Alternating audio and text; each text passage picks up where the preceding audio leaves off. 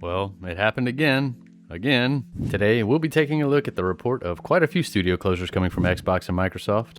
If you're a fan of Xbox, today's news is going to sting a little bit. Let's break it all down with context and what it means for the futures of these studios. Microsoft is reportedly preparing to shut down multiple studios, including Compulsion Games, the Montreal studio behind the 2025 release South of Midnight. This comes as Asha Sharma, the new Xbox CEO, calls for a broader reset for Xbox, driven by disappointing financials despite years of massive investment. Compulsion Games was acquired by Microsoft in 2018 as a part of Xbox's big push to bolster its first-party lineup. The studio, known for its distinctive artistic style and narrative-driven experiences, delivered South of Midnight in April 2025. South of Midnight earned praise for its stop-motion-inspired visuals and engaging gameplay. Although not doing too well on Steam, it surpassed 1 million players on Game Pass, though it reportedly missed some internal sales targets due to high development costs. Development costs and how they will affect the future of gaming is coming in a planned video. Stay tuned for that. Ninja Theory, another studio closed on Monday, originally Just Add Monsters, was founded in 2000 in Cambridge, England, and developed games like Heavenly Sword, the Devil May Cry reboot, and Hellblade: Senua's Sacrifice. Microsoft acquired Ninja Theory in 2018 as part of its first-party expansion. After 6 years of development, they released Senua's Saga: Hellblade 2 in 2024, and recently announced a new action-adventure game with Senua set in the Hellblade universe. Double Fine Studios launched in 2000 in San Francisco by Tim Schafer, shortly after his departure from LucasArts. Double Fine, known for its creative, narrative-driven games like cult classic Psychonauts and Brutal Legend. Microsoft acquired Double Fine after it faced financial challenges and criticism from fans after art theft allegations and mismanagement of funds when the studios received $3.3 million from a Kickstarter campaign for the development of Broken Age. These are just a few of the studios that were reportedly closed on Monday. These studios represented the kind of creative, mid-sized studio Xbox bet on to fill out its portfolio beyond massive blockbusters.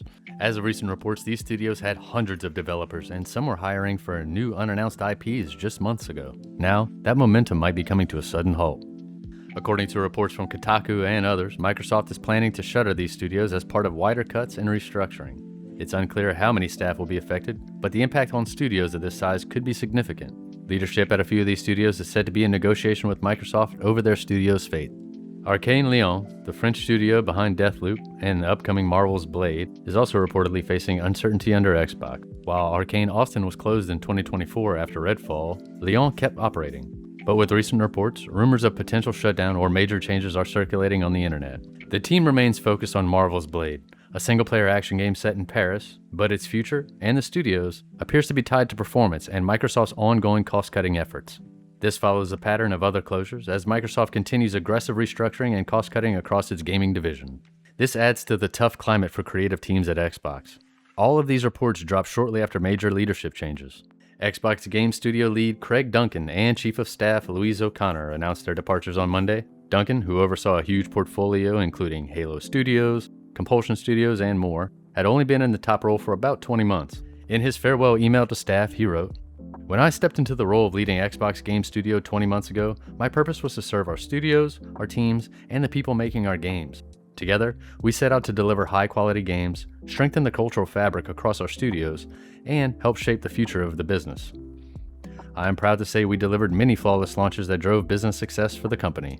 After his exit, the studios will report to Xbox Chief Content Officer Matt Booty until a replacement is named.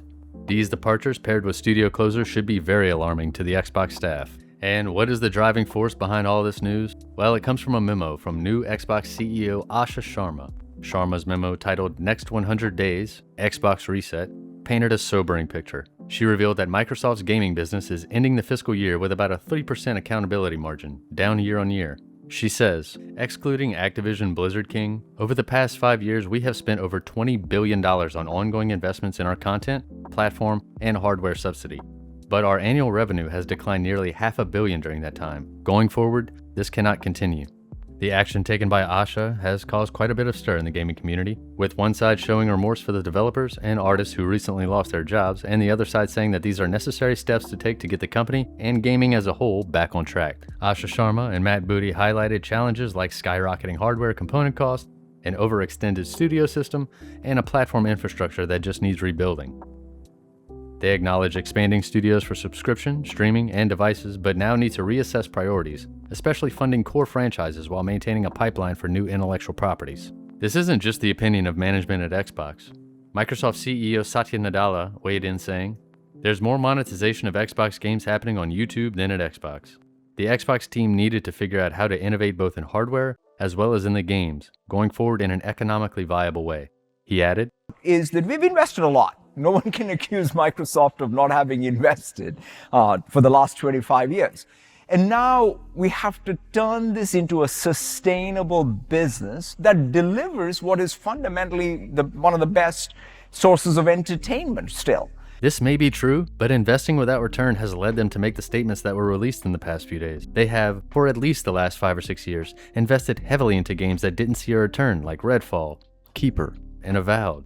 Even premium Xbox titles like Halo Infinite and Bethesda Starfield only had a return late into the game's lifecycle. This isn't a healthy trend for the games industry, and it seems like Xbox is cutting off the money flow to reduce hemorrhaging. It's no secret that Xbox has been on a roller coaster lately. After the massive Activision Blizzard acquisition, expectations were high. But the challenges that came with the Game Pass growth, hardware costs, and a competitive market where attention is splintered have created pressure internally. Sharma, who joined from Instacart and brought in executives from her network, plus analyst Matthew Ball as Chief Strategy Officer, is pushing this reset. The goal? Faster delivery, better monetization, and sustainability without abandoning the focus on entertainment. Other studios like Arcane have also faced speculation. What happens to these new unannounced IPs that the studios were hiring for? Fans claim to be worried about losing creative voices that brought fresh experiences to Xbox. But where were those fans when these games launched? These fans claim to care about the employees of these companies while repeatedly not supporting the game after its initial launch. This support, coming from the people who won't show up to play the games they claim to care about, will only lead to further studio closures. The quantity of games that we are getting has risen, but the quality has fallen off quite a bit. At the end of the day, these companies have to ask themselves, who are they making these games for? It certainly isn't the gamer, and it hasn't been for a while. This story is still developing. Microsoft has officially confirmed these studio closures, and negotiations could change outcomes. But the signals from the memo, leadership exits, and the reports are clear. Xbox is pivoting hard towards viability and player retention. Xbox has incredible franchises and a huge audience, over 1 billion players yearly. The challenge is turning passion and playtime into a sustainable business. As Nadella noted, they've invested for 25 years. Now it's about smart innovation in the hardware and games. Well, what do you guys think? Are these studio closures necessary for long-term health, or a worrying sign for creative game development? Should Xbox double down on Game Pass exclusives, or focus more on premium sales? Drop your thoughts in the comments below. If you found this breakdown helpful, hit like, subscribe, and hit the notification bell for more gaming news and analysis. I'll keep you updated as the story evolves. Thanks for watching. I'll see you in the next one.